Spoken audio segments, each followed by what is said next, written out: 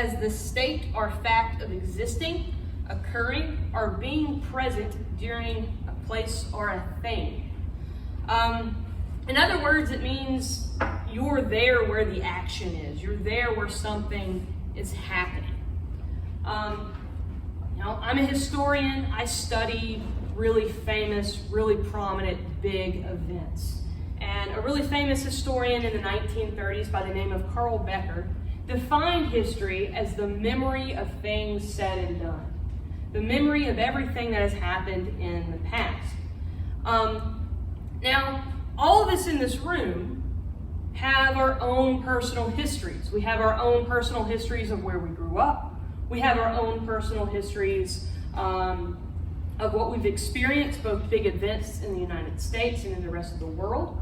But oftentimes we don't really think about where we fit in the present moment when those really big events happen, when they occur. But all of us have lived through them. We're living through one right now, an event that no other generation has ever experienced in the way we have experienced it. And we don't really think about it that much. We say empty phrases like we're living in historic times, or these trying times, or these unprecedented times. But we often don't stop and think about what that means and what we have to gain from those events. Now, it's also easy for us when we look at the past to try to separate ourselves from the people who come before us. In history classes, you read about the great men and women and the great things they've done. And you often hear you hear their stories and you listen to what they've done and you think, they're different from me. I never could have done something like that. But in reality, they're just the same. We're the same as they were. When we look at images, when we look at photographs of the 19th century, everything we have is in black and white. And so it's easy for us to think that the world in the 19th century was just black and white, but it wasn't. People of the 19th century saw in the same vibrant colors that we do. They experienced the same smells, the same sounds, the same noises that we hear. They're the same as us. And so it's something that I think we all need to kind of think and remind ourselves of the connection we have with the past. Because the people of the past, they've had the same fears, they had the same wants, they had the same desires, just like we do in this room. They cared about their future, they cared about their families, and they cared about those who were coming after them. So before I kind of get us to think about understanding our own present events, I want us to kind of understand just the passage of time and how historians classify time. Historians usually, we always talk about the past. And the past means things that have happened long ago. Things that happened yesterday. Things that happened years ago. The past are just events that have occurred. But the present is really hard to nail down. The present is just a really small fragment of time. In fact, it goes by so quickly that we can't even really comprehend the present. And that's why historians and other scholars like philosophers have come up with another term to define the present, meaning the specious present. The present in which it robs from the past. It takes from our immediate past and we see it as in the future. And we see it as our current present. For example, if I were to raise my hand, all you're seeing is one fluid movement. You're seeing my hand raise. But in actuality, that's not what's happening. Different muscles in my body are moving in different ways, blood is flowing in different ways, and everything is happening so quickly that you can't even comprehend it. But as humans, we classify it as happening in one fluid motion at the same time. Now, this specious present is really useful for us because it helps us classify and it helps us understand the world around us. That's how we identify things. If we think about how we talk about the present, we often talk about the present year. We talk about the present crisis. We talk about the present generation. We talk about present problems. And what those are is they're problems that are coming, issues that are coming both from our past and in the current present day, in the moment where we are. Now, the thing about the specious present, though, is it never includes the future. The specious present is only the past and our immediate present where we are currently experiencing. And oftentimes when we look and we think about these great historical figures that you learn about in my history classes, you often, we look at them and it's easy to criticize. It's easy to judge them, but it's also easy for us to look at them and say, wow, those people were really smart in certain situations. But it's easy for us to do that because we have the gift of something called hindsight, meaning living in the present, we know what happened in the future. We know decisions that were made that ultimately led to the Civil War. We can look and we can say, well, that was really dumb. Stephen Douglas shouldn't have done that. But it's not fair for us to say that because he didn't know what the future was. He didn't know how people would respond, but we do. So what I want us to think about, though, is the fact that people in the past, especially these great men and women who we learn about all the time, they recognized when they were in a significant moment. They recognized the moment and they stopped and they thought about it. And one of the things I really want us to think about is when you recognize that you are experiencing and that you are in the middle of a really big moment, is that you stop and you think and you recognize what the significance of that is, both for your life and for the future who's coming after you. So what I want us to do is we're going to go through a bunch of different historical figures and examples of when they recognized a big event had happened. And usually this big event is something that forever changes the course of history. It changes the direction that people were going at the time. So let's look at it. The very first figure I want to talk about is Jesus Christ on the cross. After he said, I am thirsty, and he was given some sour wine, he stood on the cross, and then he uttered, it is finished. In that moment, he wasn't talking about necessarily his life being finished. He was talking about he had completed everything he had come to do.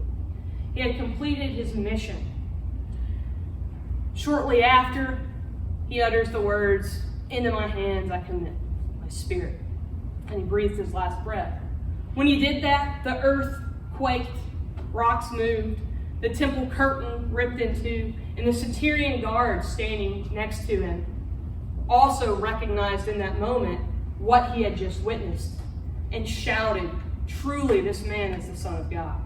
Because he recognized in that moment he had just witnessed a big historical event. Now this event has forever changed the lives of millions of Christians around the world, if not billions. But it also has led to a multitude of wars over religious freedom, over the fight of religion, over the spread of Christianity. It has led to everything. It forever changed the course of history. But in that moment, we have two examples of people stopping and recognizing what is happening in that moment and why that moment matters. Another person who recognized their presence and in the moment of a great historical event is the man named John Adams. John Adams, second president of the United States. In July of 1776, when the committee finally decided that they were ready to declare independence against Great Britain, John Adams celebrated, and he stopped, and he looked around to everybody in the room, and he said, today, July 2nd, 1776, forever will be a day that Americans for years to come will celebrate. They'll celebrate with fireworks and eating contests and wrestling matches, and they'll celebrate it and they'll remember it. For this is the day that the United States declared independence. Now we can stop and think for a minute, because do we celebrate on July 2nd? No, we don't. We celebrate 2 days later.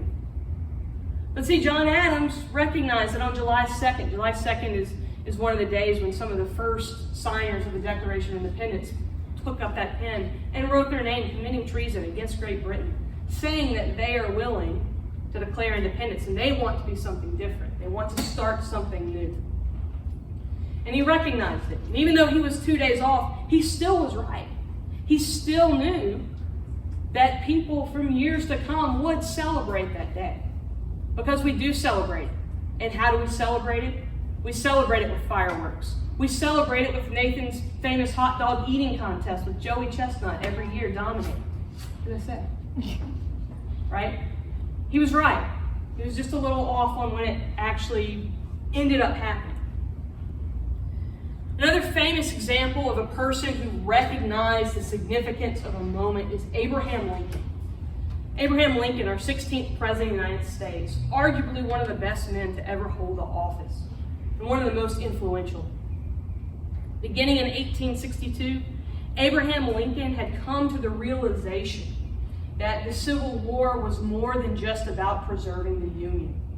Up until 1862, the only reason the North was fighting was to preserve the Union. But by 1862, he realized that that cause was not enough. He realized that if you added the joint cause of also ending slavery, you could hurt and undermine the Confederate war effort and thereby complete your goal of preserving the Union. So Lincoln, throughout the summer of 1862, drafted what he called the Emancipation Proclamation. He wrote it in a telegraph office and he kept it under lock and key in a desk. After he was finished, he shared it with some of his closest advisors, one of them being William Seward, Secretary of State of the United States. And Lincoln said, I had this idea. I want to issue something called the Emancipation Proclamation where I, through executive order, will set free all persons held in bondage in states that are still in rebellion with the United States. Seward looked at him and said, well, Mr. President, this is a really good idea, but I don't think we can do this right now. The reason they couldn't do it is because at the time the United States was not faring too well in the war. Confederacy was kicking them all across on the battlefield. And Seward looked at him and said, if you do this now, it's going to look like a last-ditch effort. It's going to look like the Union can no longer continue to go and the Union is ready to give up. That we're not in it, that we're going to lose it. So Lincoln said, you're right. And he waited. And he decided to wait to a great victory. On September 17th of 1862, that great victory came with the Battle of Antietam in Sharpsburg, Maryland. After the battle, Lincoln decided this is the victory that I am going to use to issue the preliminary Emancipation Proclamation. And so he did. When he sat down to sign the preliminary Emancipation Proclamation, though, as he was sitting there, he stopped. He put his pen down and he started massaging his hand. Someone in the room looked at him and said, Mr. Lincoln, are you okay? And he turned to all of them and he says, well, yes, but you see, we've had a reception in the White House all day today. And I've been shaking hands all day. I can't feel my hand, it's numb. He said, I don't want, when I sign my name to this paper, I don't want it to look like I hesitated. And if I sign it now, there might be quivers in it. It might look like I had doubts about this. But he said, there was not a doubt in my mind that this is what we're supposed to do and that I believe in ending slavery. After that, he massaged his hand some more. He then picked up his pen and signed his full name. Normally, he usually just signed A. Lincoln. On the Emancipation Proclamation, he signed his full name, Abraham Lincoln. After he finished, he put the pen down and he said, there, that'll do. In that moment, he recognized that that's what people will remember him for. He recognized that if there's anything that anybody will remember about him, it is that moment when he signed the Emancipation Proclamation. And it's true. His nickname that we call him is the Great Emancipator. He recognized his presence and he thought about it for a minute. Now, another great example of someone who recognized the significance of their present is Dwight D. Eisenhower. the supreme Allied commander during World War II, future President of the United States. Dwight D. Eisenhower was the mastermind behind D-Day, the operation to liberate Nazi Germany from France, to liberate France from Nazi Germany. Planning out D-Day, Eisenhower struggled. He was a perfectionist. And he was getting very little sleep. He became very impatient with his staff. He had volcanic temper. He would just blow up on people because he was so caught up and so worried and so stressed out over the moment. He smoked upwards of 15 packs of cigarettes. 4 packs of cigarettes a day. He drank 15 cups of coffee, but also smoked 4 packs of cigarettes. As D-Day approached, his advisors around him kept telling him there's a 50-50 chance that this might work, and there's a 50-50 chance it's going to fail. And Eisenhower recognized that, and he thought about it. And so what he did is he wrote 2 letters. One, he wrote that he delivered and he talked to all the troops who were about to storm the beaches, where he told them, do your duty, we're going to succeed.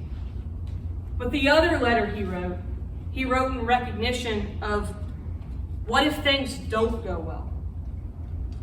He always recognized that if this military operation fails, there's a possibility that mothers will never see their sons again, that wives will never have their husbands return. People will lose their brothers. They'll lose their uncles. He recognized what that would do to families. And so he took a moment and he stopped and he thought about it. And what he did is he wrote a letter. And in that letter, he says, our landings in the area have failed to gain satisfactory foothold, and I have withdrawn the troops. My decision to attack at this time and place was based upon the best information available. The troops, the air, and the Navy did all that bravery and devotion to duty could do. If any blame or fault attaches to attempt, it belongs to me alone. In other words, he says, it's my fault. If this fails, it's my fault.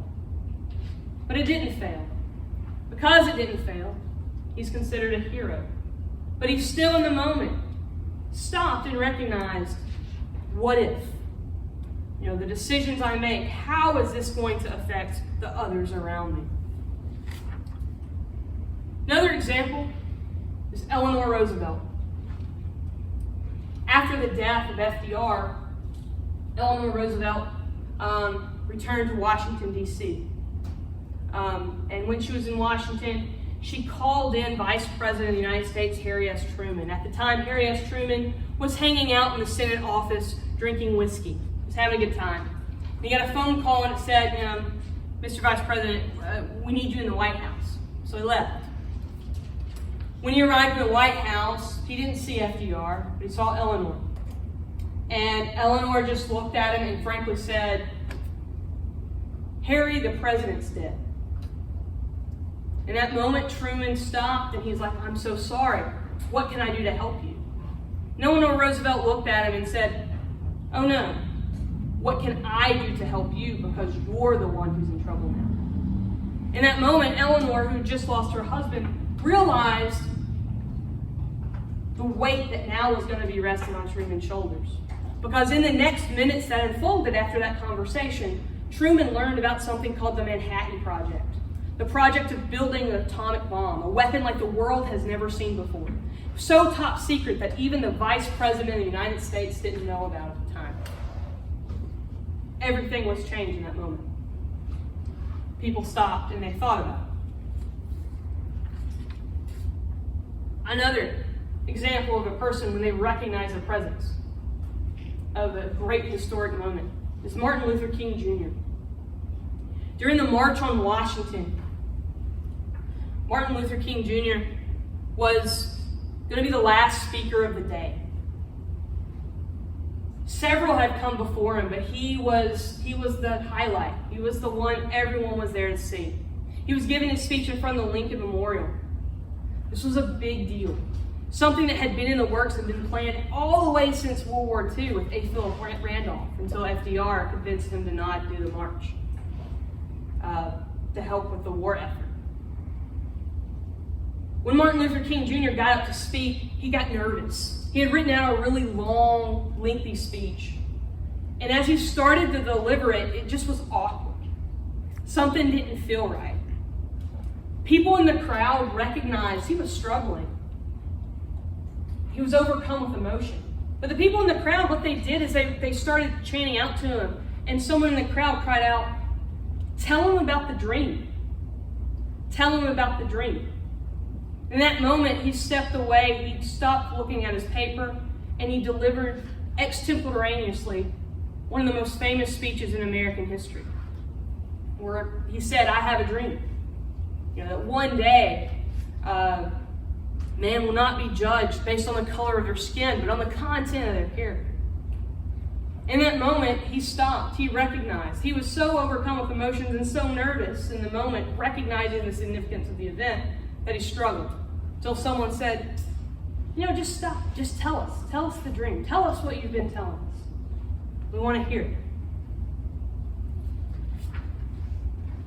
Another person who recognized their presence during a great historic moment is George W. Bush.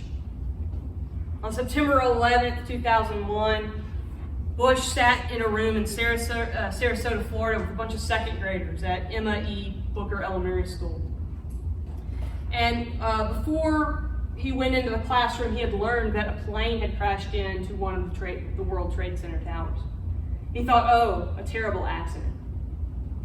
But as the class started and Bush was there, sitting, watching the second graders learning to read, the White House Chief of Staff walked up to him and whispered in his ear, "A second plane has hit the tower.